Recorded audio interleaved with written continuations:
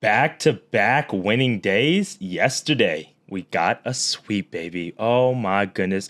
We've needed a sweep like air, and it finally came through. Can we run it back today? I think we can. I'm about to give you guys my 3 best bets on the way. 2 in college basketball, 1 side, 1 Moneyline parlay, and then also our player prop of the day in the NBA. Let's get into it. This is the free 3. I love it, Noble. I also love your YouTube videos. I watched them while I was gone. That was fire. But getting paid because yesterday we had a full sweep. Mike going under, that was just icing on the cake. Why are we going to go in such a weak AFC South? Unless we have the NBA Blowout Association. Bang! Knicks take a 1-point lead with 13. When you hear the sirens, you know what that means. You got barbecue back there, and you didn't invite me. Hurt my feelings. What is up, my people? It is your boy Noble Living, back with another DYF Bets video where I'm breaking down my favorite picks and plays of the day as I just try to get to the bag together and make that money. I'm not gonna lie to you guys, since we dropped the new theme song, I keep hearing that part where he's like, oh, we got a sweep, you know what that means. You hear the horns, and ever since we dropped that, I have not been able to hit the horns because we haven't had a sweep. Well, yesterday, guess what, guys? We can hit the horn, baby! Because we got a sweep, man, and I'm excited because gambling's sometimes frustrating when you're not winning plays, but when you feel like you're reading the board right and you're still not getting the results that you want. That's when gambling is like the most frustrating because it's like, where do you turn? You're doing the research, you're diving into the numbers, you're looking at other handicappers, you're paying for research, like you're trying to pull out all the stops and you can't get like string together victories. Well, I've been able to kind of recalibrate myself, and the last few days have been good for us. Knock on wood. Let's keep the momentum going here. Yesterday, we did get a sweep. Officially a 3-0 day here on the free 3, but with the added plays that we add on Action Network, we actually go 4-0-1 with 1 push. So you could see here real quickly, yesterday we gave you DeMar DeRozan over 3.5 rebounds. He got 6. We cashed in easily on that. I love to see that. As I keep scrolling down here, we added a bankroll builder yesterday. Shout out to Kentucky for hitting a game-winning shot to get us done. But overall, it wasn't too bad. Plus 100, we get our bankroll builder. K-State plus 5.5. You can see they only lost by 4, but hey, we'll take it. We need the points. I told you the line had moved too much, and we got a good number there. Syracuse, no sweat bet. They were winning from the onstart of that entire game. You love to see it. And then Maryland, I took them in the first half -2. Shout out to my boy Tay, who DM'd me. He was like, Noble, dude, what do you like in the Maryland-Michigan State game? And you can see here, I said, similar to Illinois yesterday, I see Maryland jumping out to a hot start, and you can't see the full analysis, but I said don't want to play with the second half here as the Spartans are known for coming back. And guess what the Spartans did? They came back. So we hooked at -2. If we were live, then you guys know I probably would have told you guys to take the -1.5. But overall, 4-0-1 on the day. We will take that every single day. You can see here on Action Network, that's a 73% return on our investment. We needed that like air. And then speaking about the sweep, you know what happens when we sweep the board. Speaking about my boy Tay, he's been one of my, I really appreciate you, fam. You're like a supporter, bro. You always show love. You always DM me, man. I greatly appreciate it. So I sent over the free 3 sweep, $30 to my fam so he can get that bread. And I told you guys, all you have to do is comment below. And when we sweep the board, you will get paid as well, all right? I greatly appreciate y'all. All the love and support. If you're not liking, if you're not subscribing to the channel, please do so. I greatly appreciate y'all. We're done yapping here this morning. I just wanted to show some gratitude. Let's get into this board. I really can't say that I love it, but I think there are a few games that I do like. Now, I will start off this video with a caveat real quick. Let me take off the screen share. I am feeling myself a little bit. Back-to-back winning days. I feel like we've been reading the board right, and we're getting right into the best time for me personally as a handicapper. I always make my most money from conference tournament time through the NCAA tournament. That is, sorry for those who are that is when I make my most money. That's when I'm at my best. College basketball is my sport. I love it. Like, I love basketball so much, I'm at the point where I'm starting to actually start coaching basketball. That's how much I watch this stuff. I'm watching the Euro League now, trying to start betting on that. So reason why I'm telling you guys that is some of these picks might not be backed or justified by the numbers. It might just because of how I look at both of these teams and how I've been watching and following them all season and the situational spots that I'm taking, okay? So the first and foremost, and we're going to start locking in some futures here starting probably tomorrow. I'm going to start cooking up some futures for the tournament so we can start hedging off of that as well. So for today, one of the first best bets that I'm going to take is not going to be a bet that might be popular or that some people are going to take, and it's a team that we've taken several times this year. And I'm just going to cut straight to it. UAB on the road against Wichita State. I'm taking UAB on the money line, minus 103. I think you can get plus 100 on certain books. You can see Caesars here at plus 100. So shop around. ESPN plus 100. We'll go with the consensus number here at minus 103 to win a unit. And this is one of those bets, guys, where I'm not going to have all the numbers for you. I don't know why UAB is an underdog. They are the better team. Let us go here to ESPN real fast because I want to show you guys what is going on right now inside of the American Conference. UAB, they're 11-3 in conference. You can see they're tied for second place with North Texas. Memphis is still number one at 13-2, and they're a game and a half ahead. Meanwhile, UAB, you can see they're 3, Tulane 10-5. All the way down here is Wichita State, middle of the pack, 7-7. I get it, they're at home. Wichita State historically is a tough place to play. I do not think this Wichita State team is as good as we're used to seeing them in years prior. But let's look at the situational spot. You're tied for second in the conference. North Texas, they play today. They play FAU. They're slight favorites, but even like Ron Romanelli from Pick Dogs Bank Shot Breakdown, he has FAU today, and I don't disagree with him. I think FAU's offense is strong enough to beat a very strong North Texas defense. But look at the remaining schedule for North Texas. FAU, Wichita State, Charlotte, Temple. They could really win out, in all honesty, if they lose this road game to FAU. They may lose to Wichita State, I don't know.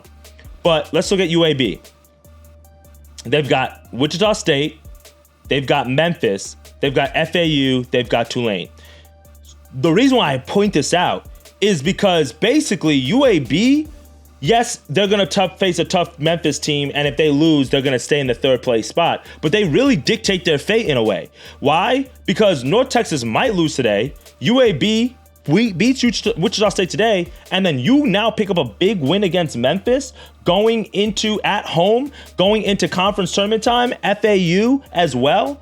I like UAB here. I like them in this spot. I get it. It's a look-ahead spot for UAB because they play Memphis next. And I think that's what Memphis was doing last night against Rice. And we saw that one come down to a very close game as I was swaying that in the parlay. But if we go to KenPom real quick, we can see here that he has this as a 2-point loss for UAB. But again, road loss to all the top teams in the conference. This is not Wichita State's best season. And even though UAB struggles defensively, they are the better coach with Andy Kennedy. Shout out to his days at Ole Miss. 35th in offensive efficiency, 14th in turnover percentage, 4th in offensive rebounding percentage. Meanwhile, Wichita State, they struggle offensively, and then defensively, you can see they don't force a whole lot of turnovers. So a team that doesn't turn over the ball a lot to begin with, and you don't force a lot of turnovers, and you're 125th in defensive rating, 254th in scoring offensively, and you can't hit threes against a team that's very strong offensive rebounding wise. Why did Vanderbilt beat Texas A&M yesterday? Free throws, 3-point shooting. But Texas A&M does what they do, get on the offensive glass. They're going to keep the game close. But then what's the separator? Free throw shooting, 3-point shooting. Well, Wichita State, they suck at 3-point shooting, and free throw shooting, they're middle of the pack. They're average. Luckily for them, they don't foul a whole lot. You can see they're number one in free throw percentage on the defensive side. But this is just one of those spots where I've been rocking with UAB a lot lately, and I know we've lost on them at times, but this is where you get right. This is where you have the chance to literally solidify the number 2 seed inside the conference, which is the difference between playing North Texas and playing Memphis when you really think about it, right? So I want that situational spot here, and we're going to lock in UAB on the money line. Now, our second pick is going to be our bankroll builder of the day because there are a few teams that I like on the money line here that I don't necessarily want to lay the spread with, okay? And again, same situational spots that are going to be happening with conference positioning. There are a few games that are just wide open. First one I'm going to lock in is Sanford on the money line. Now, Sanford, UNCG, and UT Chattanooga play each other tonight in the SoCon. That's number 1 team in the SoCon. That's number 2 team in the SoCon. So basically, they have the chance to dictate who's the number 1, who's number 2 seed there. I'm about to pull that up real quick so you guys can see what's going on in the SoCon. Chattanooga 13-3. They play UNCG today at 12-4. Sanford is 11-5. Sanford is not out of it. I'm scrolling down here because I want you to see here. They play VMI today, and then they have a chance to play UNCG. So if UNCG loses today and Sanford wins today, guess what we have? A game in the last regular season game to decide the second place inside the conference tournament. This matters, my friends. This matters. Now, Chattanooga, if they beat UNCG today, they're off to the races as the number 1 seed. But if they lose today, 13-4, 13-4, 12-5, and now you have a chance to beat UNCG, tie for first, and then Chattanooga, they may lose their second to last game. And now look at that. We have a 3-way tie for first place. This is where you, as a basketball team, as a coach, you got to get your boys ready to show up. But this is also where the teams that are not ready crumble. I'm willing to lose money now than in the tournament because I got more money riding on brackets, futures, and all that. So I'll bet on the team now to win the game. And I'll say, handle your business. But if you fold, like Maryland did last night at Michigan State, I'm taking a note of that come the time that I create my bracket. Because now when you have a team like Texas A&M who can struggle scoring the ball, who's losing close games, we've seen that several times this season, and then the bracket matches up in the Sweet 16 against maybe a lower ranked team, but that lower ranked team is like a Drake. That's the difference between finding upsets come championship time or come March Madness time. I know I'm yapping a little bit today, but it's like, I want you guys to see the psychology that's going to go in through this as we play this out over the next few weeks and next month or so. So we got Sanford as the first leg. If you want to take them on the spread, be my guest. The second leg, I'm going to pull up the whole parlay for you guys so you can see this. We got Sanford, we've got Vermont, and then we also have IPFW. Now, IPFW is the leg that we're building around, so I'm going to talk about that leg last. Let's talk about Vermont real quickly. Vermont today is traveling on the road to take on North Georgia or Jersey IT, NJIT. They suck. They're 352nd on KenPom. There's only 363. 5 wins this season. I don't know what else we need to talk about, okay? Vermont, they figured it out in the American East. They started off the season rough. You can see 6-8, 11-11, but they're one of the best, well-coached teams in all of college basketball. They have one of those coaches in John Becker who's been there for like 30 years, and despite big programs calling him, he don't want to leave. He just wants to make Vermont the behemoth of the American. And now they have a chance after winning 5 straight games here. If we go to the conference standings real quickly, you can see 10-3 right here. Bryant's 11-2. So they're right on Bryant's ass. You can't lose a game to a team that's 2-11. We move. Last and final game, IPFW. Now let's pull up IPFW real quickly for you guys here because I want you to see what's going on in the Horizon League. I love the Horizon League. They're one of the toughest leagues to bet. And the reason why that is because everybody's very balanced from top to bottom. So if we look here, Robert Morris, 14-5, Cleveland State, 13-5, Youngstown State, 13-6, Purdue Fort Wayne, 12-6, Milwaukee, 12-6, Oakland, 10-8. You get the point. So besides Detroit Mercy and Green Bay, which is in a world of their own, everybody from like here to here is very similarly matched. And if you dive into the games, you'll find a game where like Wright State be like Youngstown State and things of that nature. So Purdue Fort Wayne is at home today against Northern Kentucky. And the reason why I'm pulling up the standings, I want you to see this. They are 1.5 games back for first place. They still have a shot at the crown.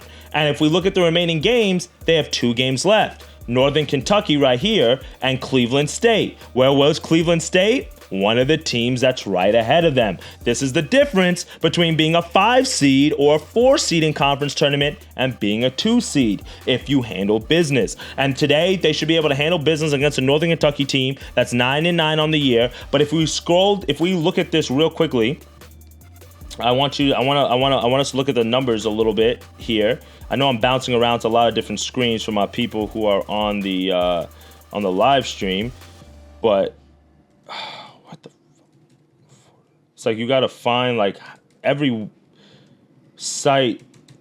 puts in their names differently. Okay, so they got IPFW. Some spell out North, some just put an N. So annoying. But I'm scrolling down here because I want you to look at this. Northern Kentucky, 8-21 against the number this year. Not good. 3-10 against the number on the road. Even worse. 2-10 against the number as an underdog. Even worse. So they really suck against the number. They get worse on the road. And they're worse as an underdog. So all these reasons, even if I pull up KenPom real quickly and we see what they have as the win for them, a 9-point win for them for IPFW at home against Northern Kentucky. So this is why I like it. If you want to take IPFW on the overall spread at 7.5, again, KenPom has a 9-point win. I'm not opposed to it, but those are the 3 legs that we're locking in for the bankroll builder. Okay, my friends, we're gonna go Sanford on the money line. We've got IPFW on the money line. And then we've got Vermont on the money line. 3 teams that need to handle business to get it done. If we parlay those minus 102, when I cooked it up earlier, we got it to plus 100, but it's okay. Throwing a huge favorite in there. I would not touch Michigan. If I were you guys, that's a huge favorite that I would not touch because I think Rutgers needs this win. But I could do Grand Canyon if you're trying to get to plus 100, or you can also do Central Connecticut. They've been paying us all year. All right? 2 bets down, 1 final one left to go. And let's go to the NBA card. And let's go to props. So you guys know I go to Doing Sports. Not sponsored by this video or anything, but they always kind of just bring me to different trends, different players that may, be profitable, plus EV and all that good jazz. And the reason why I waited last to tell you guys about this player prop is because it's ugly. It's ugly. I told you I'm feeling myself. I told y'all that to start the video. And shout out to Sports Talk. No, it's not Sports Talk Matt, who I've got seen a similar prop to. It's Just a Bet Outside. I don't know if you watch his YouTube channel, Just a Bet Outside. He does really good analysis, really good research help. And one of his best bets today also coincided with one of the guys that Doing Sports likes. And you can see here, Mr. Brook Lopez. Now, Doing Sports likes his PRAs over 19.5. You can see why, right? And then Just a Bet Outside, if we just click on the game a little bit deeper, he likes the points over, he got, I think, 11.5 for Brook Lopez's points, and the books now have it at 12.5. You can see this right here. I'm not opposed to either of those lines, but the line that I'm going to take is not the PRA, it's not the points, even though I do like both of those. It's going to be ugly, but I'm going to take Brook Lopez over 1.5 assists. So if we look at this number real quickly here, we can see here, I hope I'm not zoomed in too much, Brook Lopez in the last 10 games, okay, he's gone over this number in 7 of the last 10 games. 3 assists last matchup against the Rockets, only 1 against Miami, 2 against the Clippers or the Wizards, 2 against the Clippers, 2 against the Wolves, 3 against the Warriors. So he's gone over in 5 of the last 6 games. That's important. But also another thing that I'm pulling out here, again, I love the points, I love the PRAs, but the reason why I really like the assists here as well, before we look at what the Nuggets do defensively, is his minutes have increased. 30 minutes, 30 minutes, 34, 35. Before 24, 24, 31 here, he was playing situational basketball. So like if the team that he was playing for required him to play more minutes, he would. But why is he playing more minutes recently? Exactly. Bobby Portis getting suspended. So Bobby Portis getting suspended 25 games means more minutes for Brook Lopez. Historically, Giannis, if we scroll up here, has struggled against the Nuggets, right? You can see he's greened here, but he hasn't played the games where Jokic has played. It's been a big thing, like Giannis is ducking Jokic or some shit. I don't know. And you can see here, he's on the injury report here. So I don't know all the way how effective Giannis will be. He hasn't gone off his point line in 4 straight games. I'm not worried about that. What I'm looking at here is with the Nuggets against starting centers, we can see here that 6 of the last 10 games on the right side of the screen, that they've allowed centers to go over this number. Miles Turner, 2 assists. Nurkic, 7 assists. Donovan Clinton, 2 assists. Yves Missy, 2 assists, 3 assists, and then Mark Williams, 3 assists. So when you look at Brook Lopez's game, it's like, which one does he more replicate? Yes, he's a stretch 3-point big, but he's kind of more of like Miles Turner rather than a lob threat like Jackson Hayes, right? he's more of a person who can get the ball like Nurkic in his hand, dribble a few times or swing it one time and get an assist, rather than like a person like DeAndre Ayton, like when they grab the ball, they just hug it and they just don't, they don't do anything with it. If we go to FanDuel, no, it's not FanDuel. This is the Fantasy Pros. If we go to Fantasy Pros and we go look at against the setting position, the Denver Nuggets are 1, 2, 3, 4, 5, 6, 7, 8, 9th worst team in terms of the most assists allowed to the starting center position, or to just centers in general. Again, Brook Lopez.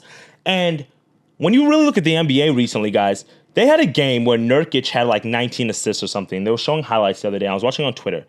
And is it just me, or do we not know what an assist is anymore? I feel like they give an assist for like a player I could pass it to Dame, and Dame could still go dribble, step back three, and they count that as an assist. It doesn't really make sense, but only reason why I'm saying that is I think the assist line is kind of like the rebound line from 2-3 years ago. Like 2-3 years ago when the NBA changed like the foul rule and we just kept cashing out on rebounds after rebounds because the uptick in rebounds went up and the books adjusted. I feel like it's the assist line this year because I just don't understand what they call from an assist and what they don't, because it's like players are still making moves and you're still giving them the assist.